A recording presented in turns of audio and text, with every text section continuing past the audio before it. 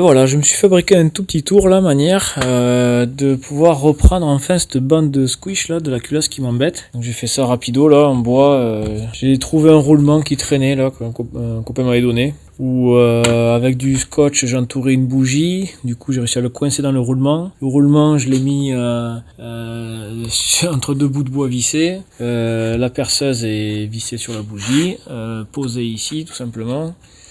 Et puis là j'ai un support pour la Dremel, pour la fraise de dentiste là, comme ça je m'appuierai dessus là et je peux aller chercher la bande de squish comme je veux.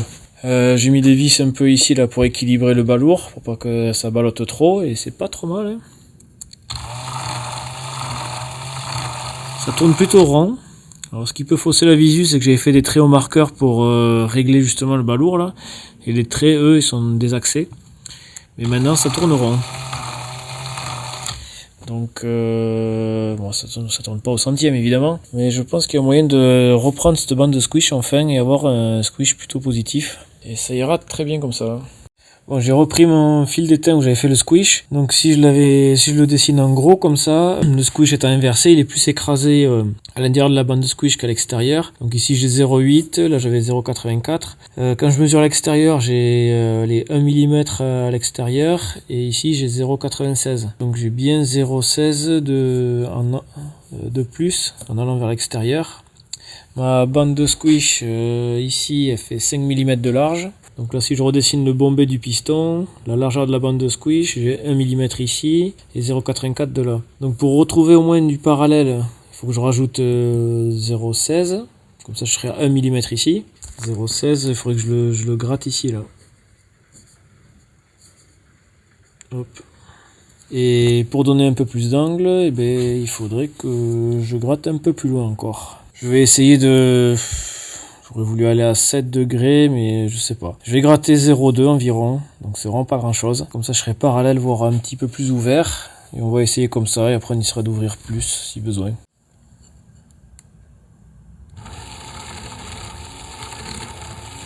J'ai fait un petit trait rouge là qui doit faire moins d'1 mm. C'est-à-dire qu'il faut que je gratouille bien moins que ça encore.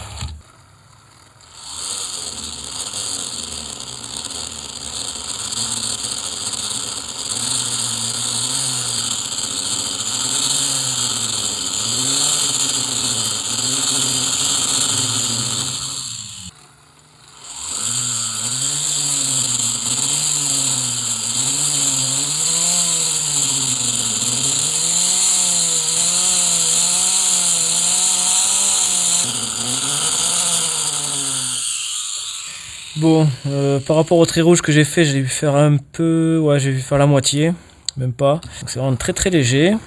Je n'arrive pas à aller jusqu'au bord. Je vais finir ça au papier à poncer, puis on va reprendre le squish, on va voir quelle forme on a maintenant. Avec un petit bout de papier au 400.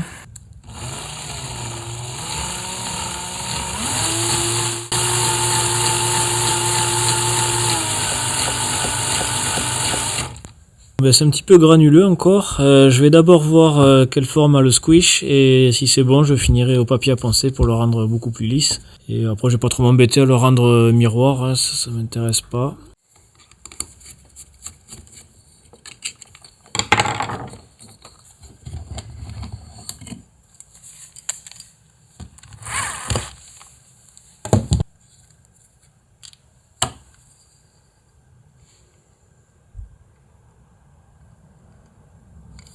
Bon, j'ai enlevé un joint papier de 0,2 là, comme ça je pourrais bien écraser le fil d'étain de 1 mm. On va voir ce que ça fait. J'ai l'impression qu'on ne touche rien. Ça n'a rien écrasé, donc j'enlève le deuxième joint de 0,2. Je vois que ça l'a à peine effleuré, donc on devrait comprimer à au moins avoir un squish à 0,8. Ouais, juste avec la cale de 0,4. Ouais, bon, ça a à peine écrasé. J'enlève la cale, je remets un joint papier. C'est avec le joint papier de 0,2. Alors on sent que ça a mieux écrasé. Rester collé sur la culasse. C'est à peu près égal maintenant. Pas tout à fait. Super étonné, j'ai beau mesurer plusieurs fois tranquillement, doucement. J'obtiens maintenant vraiment un squish égal. Je suis vraiment étonné quoi. Donc ici là j'ai 0,7 Et là j'ai aussi 0,7. Là j'ai pareil, 0,72, 0,7 aussi, et là 0,7. C'est étonnant. C'est étonnant. Bon après pour être honnête aussi, le squish là, le fil d'étain là, si on le reprend, bon, il a le bombé du piston sur l'établi, ça bouge. Il y a le bombé du piston et le squish il fait un peu comme ça, Bloup, avec une petite bosse. Donc ici là j'ai je crois 0,8 et là je suis à 0,7 et là 0,7. Encore 0,8, je crois que c'est plutôt 0,75, un truc comme ça. Bon bref, moi ça me va. Ça c'est dû que j'ai pas pu aller jusqu'au bord bien comme il faut avec la fraise. Donc j'ai commencé à creuser, ça fait un petit trou au milieu. Enfin, bon, ça fait la bande de squish d'origine, la culasse. Et avec la fraise j'ai dû creuser comme ça là. J'ai dû enlever cette partie là. Ouais, donc ça correspond pas à ça. Bon, je sais pas. Bon, bref, au 10e près, c'est bon. Ça, on va dire que c'est bon. Donc, je vais finir de polir la bande là et ça me va. Ce qui va me permettre de plus comprimer, ça c'est très bien. Et du coup, on va prendre le rapport volumétrique là, comme ça. Maintenant que j'ai 0,7 de squish, là, ça me va bien ça. On va voir combien je comprime maintenant. J'ai quand même dû enlever 0,65 de cale hein, pour arriver là. Donc il faudra le gratter sur le cylindre après. Ça va être sympa. On va prendre avec un fil d'étain un peu plus neuf, un peu plus gros là. Donc j'ai vraiment un squish égal de chaque côté, c'est vraiment c'est parfait quoi. Donc j'ai 0,7 en bout, 0,7 à l'intérieur et de l'autre côté j'ai 0,65 à l'intérieur, 0,65 en bout. Donc ben voilà, très bien. Ça me va parfaitement bien. Je vais essayer de passer un coup de papier à poncer là pour que ça soit un tout petit peu plus lisse, mais je vais pas aller chercher bien plus. Moi j'ai continué à rendre plus propre la bande de squish avec des petits bouts de papier là au bout du doigt et à faire tourner sur la perceuse comme ça là. Donc c'est beaucoup mieux. Il reste encore quelques porosités, mais bon je vais arrêter là, ça ira très bien. Je vais reprendre le squish au cas où j'ai modifié la forme et sa valeur. Et après je prendrai les rapports volumétriques. Nouvelle prise de squish avec un fil d'étain tout neuf. Le squish est parfaitement plat. Ça c'est sympa. Par contre, je pense qu'avec le balourd, comme la culasse avait tendance à bouger un peu, ben, j'ai dû décaler un peu la bande de squish. Parce que j'ai 0,8 d'un côté et 0,7 de l'autre. Ça fait beaucoup. Bon, c'est pas tant pis. Bon, ben on va partir avec ça. 0,7 au mini, ça me va. Donc on va faire le rapport volumétrique avec ça. Je suis parti de 10 ml, toujours pareil. Et là, je suis arrivé au-dessus de 3,5. C'est le milieu de l'épaisseur du verre qui compte. Donc je dirais 3,6. Ah, ben je suis bien content. Donc 10 ml dans la seringue pour remplir jusqu'à 3,6. Donc ça fait 6,4 moins le puits de bougie. 3,9 cm3. Je suis à quasiment 14 pour 1. 13,8 pour 1. C'est bon ça avec un squish de 0,7 et 0,8 de l'autre, ça c'est dommage mais bon, on peut pas tout avoir. Surtout avec la façon de bricoler comme ça. Mais je suis plutôt content là, quasi 14 de rapport volumétrique là, j'aime bien. Ça va limiter le haut régime sûrement, mais c'est pas grave. Moi ce que je veux c'est de l'accélération, que ça marche bien. Avec un échappement de tonneau et une pompe à eau, le gros radiateur en aluminium, ça sera parfait. Ça me va très très bien. Il faut que je rajoute ça pour récupérer mes diagrammes et mes positions des latéraux par rapport au piston, de pas avoir le jour de 1 mm qu'on voit là sous le piston Doppler. Donc ça c'est une cale de 0,4, un joint papier de 0,25. Donc c'est de ça qu'il faut que je gratte le cylindre. Je vais encore me faire les bras là. Donc après, j'aurai plus qu'à recontrôler le squish à 0,7 et puis terminer. Et j'aurai les valeurs que je veux. Je crois que c'était 180 à l'échappement. Avec un rapport de 13,8 là, c'est très très bien ça. Ça me va très très bien. Bon, je suis bien content de ce rattrapage du squish là que j'ai fait. J'ai la bonne forme et en plus j'ai le bon rapport volumétrique avec la bonne valeur. Je pourrais peaufiner, mais bon, avec ce que j'ai, j'ai fait ce que j'ai pu. C'est très bien, allez, j'y touche plus. Le jour qu'il y a au bec du segment là, je l'ai même pas mesuré, mais il doit y avoir 0,5 mm à l'aise. Alors soit il s'est usé trop vite, soit je sais pas, le cylindre est trop grand, donc je viens de remesurer le piston Doppler à 39,95. Je le mesure à 39,92,5. Je vais voir la différence avec le cylindre. Au mieux, j'ai 8 centièmes et demi. C'est large. Du coup, il n'y a même pas de rodage à faire, je peux taper dedans direct. Et à 90 degrés là, enfin, j'ai pareil, 8 centièmes à 8 centièmes et demi. Donc si la mesure du piston elle est à 38,92,5, 925, si je rajoute 8 centièmes et demi, ben ça me fait du 39,01. Bon, c'est pas, du coup il est un peu fort le cylindre là, le diamètre est un peu gros, du coup il faut que je change de segment. J'espère que j'aurai un segment Polini là qui seront les plus serrés possibles, où j'aurai un joli jeu au bec là. Sinon ça va encore faire des fuites, c'est dommage ça. Ça c'est dommage ça. Bon, allez tant pis, on continue. Bon, j'avais bien l'œil, la 0,5 elle me passe très très gras. La 0,45 passe à l'aise, la 0,55 ne passe pas. Bon, faut voir avec un segment 9 maintenant.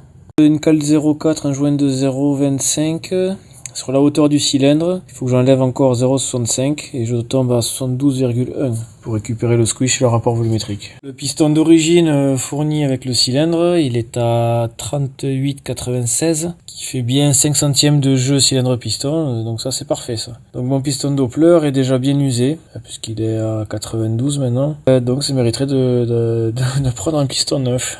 Bon, j'attaque directement au 40 là, parce que pour enlever 0,6 ça va être très très long, donc on est parti. Bon, au papier à poncer au 40, ça marche bien. En 1 heure, ouais, j'ai même fait aller-retour au magasin pour acheter papier à poncer. J'ai réussi à descendre 6 dixièmes, et donc il me reste 5 centièmes à finir, et donc ce sera juste pour enlever les rayures là. Donc je vais le faire au papier à poncer plus fin. Alors ce que j'ai acheté du 120.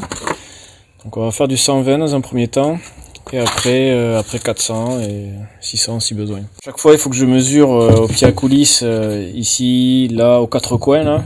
À chaque fois je pince aux 4 coins, je regarde. Parce que j'ai tendance à appuyer plus d'un côté que de l'autre. Parce que bon là je fais pas des 8 là. Je fais pas le truc en 8 là, j'appuie mes deux mains de toutes mes forces et je racle là comme je peux pour enlever un maximum de matière. Pas envie de passer la journée là-dessus. Et donc du coup je mesure régulièrement, et quand j'ai quelques centièmes ou un dixième de plus d'un côté ou de l'autre, et je tourne le cylindre et je fais en sorte d'appuyer un peu plus du côté le plus fort. Et j'arrive comme ça à compenser, et je suis à 5 centièmes près, pareil partout, donc très bien. Le parallélisme entre cette face et cette face là, je suis à 5 centièmes. Ça me va très bien, au papier à poncer c'est déjà bien. Bon, au papier à 120 ça passe très bien. Ça fait un état de surface qui est pas mal. Je pourrais laisser comme ça, je pense. Mais bon, je vais me faire plaisir. J'ai passé du 400 maintenant que j'y suis là. J'ai pile poil la cote que je veux, donc 72,15. Ou au point le plus fort là, j'ai... Ouais. Dans ces trois angles là, j'ai 72,15 et ici j'ai 72,10. Du coup, pour les joints toriques de goujon, il faudra voir autre chose, parce qu'il reste plus grand chose. Avec le 400 usé, du coup, ça fait quand même un bel état de surface. C'est largement suffisant. Et un passage rapide après, très rapide, un peu essoufflé. Au 400 toujours, mais extrêmement usé. Il n'y a quasiment plus rien sur le papier. Du coup, voilà, c'est bon. L'état de surface est plus que nickel, c'est même trop, mais pour le plaisir. Ça en fait de la matière à poncer là. Ce qu'on peut voir là, c'est le rebord ici qui a un plus. C'est le Nicasil qui est plus dur que l'aluminium et qui du coup se ponce après coup. Donc normalement ça devrait pas poser de problème parce que la culasse est un petit peu plus grande que le cylindre. Limite ça ferait un petit centrage. Mais de peur que la culasse appuie vraiment dessus et quand on vienne serrer les 4 écrous, on vienne forcer et que ça mate pas tout à fait la culasse et que c'est plutôt le Nicasil qui vient s'écraser, donc s'éclater, je vais le faire sauter ça. Je vais les bavurer à la lime. Et voilà, je suis pratiquement à ras, voire ouais, je dois être genre un dixième en dessous là. Très très bien. Allez, j'ai bien écrasé là.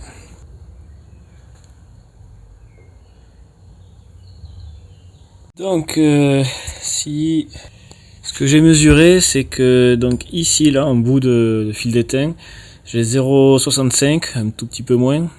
Ici j'ai pareil 0,65 aussi, un petit peu moins. Là j'ai pareil aussi, un peu moins de 0,65, et ici j'ai 0,6 ou un petit peu plus. Donc très bien, c'est à dire que j'ai même encore comprimé un peu plus. Je sais plus avec combien j'ai fait le rapport volumétrique, à combien de squish. Il reste plus qu'à calculer, voir comment ça comprime. On doit être maintenant à 14 pour 1 ou voire un peu plus. Donc bon, ça me va. Ça va limiter le haut régime et c'est l'accélération qui m'intéresse. Vu que j'ai le refroidissement liquide et la pompe à eau, même à 180 degrés d'échappement, ça va être rigolo. Bon, ben parfait, le travail sur le cylindre est terminé. Je n'ai plus qu'à attendre le nouveau piston qui est commandé. Refaire du coup le squish et le rapport volumétrique avec le nouveau piston, parce que le dôme peut être un peu différent et ça fait vite varier le rapport volumétrique. Puis après c'est bon, on remonte sur la machine. Donc nouveau piston Doppler reçu en 38,95 comme c'est marqué dessus. Effectivement je le mesure bien à 38,95, donc c'est parfait. Donc je vais avoir les 6 centièmes de jeu s'il y a un piston, c'est très bien. Pour le jeu au bec du segment livré neuf avec le piston, la cale de 0,2 elle passe très très bien. La cale de 0,25 n'arrive pas à rentrer. Ça accroche mais ça n'arrive pas à rentrer. Le nouveau piston est monté, on va revoir les paramètres, donc en priorité le rapport volumétrique et le squish, et après on verra les diagrammes. Le fil d'étain se coupe bien au cutter là, parce qu'en fait il se casse d'un coup et ça fait bien un embout bien propre sans être écrasé. Pour prendre la mesure c'est très bien ça. Alors ça donne quoi? Donc ça donne de ce côté là 0,7, ici 0,7 aussi, donc on a un squish bien plat. Là 0,6 et là 0,6, donc on a un squish vraiment plat. Ça aurait été bien qu'il soit un petit peu plus ouvert, mais bon tant pis. Et c'est pas tout à fait symétrique à un dixième près, mais bon tant pis aussi. Donc bon, moi ça me va dans l'ensemble, ça ira. Toujours pas de jour sous le piston, mais on en est vraiment pas loin. Du coup on est limite, mais bon, on va faire avec. Comme d'hab, je suis parti de 10 ml, je suis arrivé jusqu'à 3, j'ai estimé à 65, donc ça me fait un rapport volumétrique à 14 pour 1. Donc ça comprime bien. Je sais plus combien j'ai de rapport volumétrique là, parce qu'en parallèle je fais le Poligny aussi, les vidéos vont venir. Bon, alors ce qui fait plaisir là, c'est qu'on a vraiment le transfert qui est à ras du piston au point mort bas. Quand on est en haut du transfert, c'est pareil de l'autre côté. Alors, si je descends un peu là qu'on voit, on a la même chose. Donc là c'est le plaisir d'avoir le renvoi d'angle. Un échappement bien rond pointu là pour conserver du couple, et puis parce qu'on n'a pas le choix, parce qu'il n'y a pas de matière derrière surtout. On arrive quasiment en bas du piston ici là. C'est dommage que l'échappement soit pas un petit peu plus haut, ce qui permettrait d'être sûr de recouvrir en dessous de la jupe là, parce qu'on est vraiment à ras. Et donc les diagrammes, ça fait 181, 124, donc 57 de croisement. Je pensais pas avoir mis autant. Je viens de revérifier et j'ai bien ces valeurs là. Donc je pensais que j'avais mis que 55 de croisement, voire un peu moins, et non. Bon. Ok, à moins que je cale un peu plus à l'embase, ça me resserrera le croisement un petit peu. Ça va me monter les diagrammes, ça va me baisser le rapport volumétrique, ça va m'augmenter le squish. Là c'est le rapport volumétrique qui est un poil haut, qui va être super pour les accélérations et vraiment pour le couple, mais qui va peut-être pas trop me libérer le moteur dans les régimes maxi. Je me tâte. Genre un 13,5 ça aurait été sympa quoi. Bon, je vais le tenter comme ça, et après ce sera vite fait de rajouter un joint d'embase. Je ferai les calculs et puis on trouvera ce qu'on a besoin. Là on a un sandwich de joints et de cale de 0,4 alu qui nous fait un total de 0,8 mm. Évidemment, maintenant que j'ai raboté comme un cochon, les gorges de joints toriques là, des goujons, elles servent plus trop à grand chose quoi.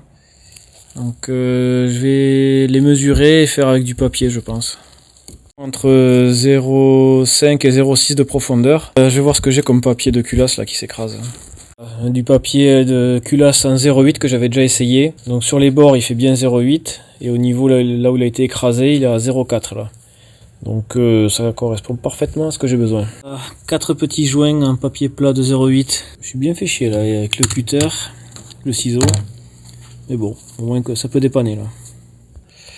Il se monte bien serré sur les goujons. Et rentre comme il faut dans les gorges. Vous le sentez venir que ça va fuir ça? Bon, on verra. Trempé dans l'huile, mode friteuse, c'est parti. Je viens de serrer la culasse avec les 4 écrous bien comme il faut, et bon, je vois que les joints sont bien dans leur gorge. Ils dépassent pas, c'est ce qui me faisait peur. Donc nickel, allez c'est reparti. On serre au couple. En bougie, j'étais en 8, en B8ES, donc c'est pas top. C'était bien pour le moteur comme il était avant, mais maintenant qu'il devrait prendre plus de régime, il va chauffer plus. En plus, on arrive vers l'été, donc une B9, c'est au moins ça, et peut-être une B10 d'ailleurs. Et à voir. Et quand j'aurai fait le réglage carburation là, parce qu'en plus elle est bien encrassée cette bougie, dès que le carbu sera bien réglé, on testera une iridium pour voir. Écartement de l'électrode à 0,4. Bon, je vais garder la rallonge Doppler là, parce que cet échappement là, il est le BSPerf là, le Ninja G2 selon BSPerf. C'est pas tout à fait un Ninja G2, il est plutôt calculé pour des diagrammes dans les 195 plutôt que 180. Et donc normalement la rallonge devrait mieux s'accorder avec ce cylindre là. Déjà que ce cylindre là, ce pot il a rien à faire sur ce cylindre, mais bon, ça marche quand même déjà pas mal comme ça, c'est bien. Et puis moi ce que je veux c'est du couple et de l'accélération, donc ça aide beaucoup. Allez, petit démarrage.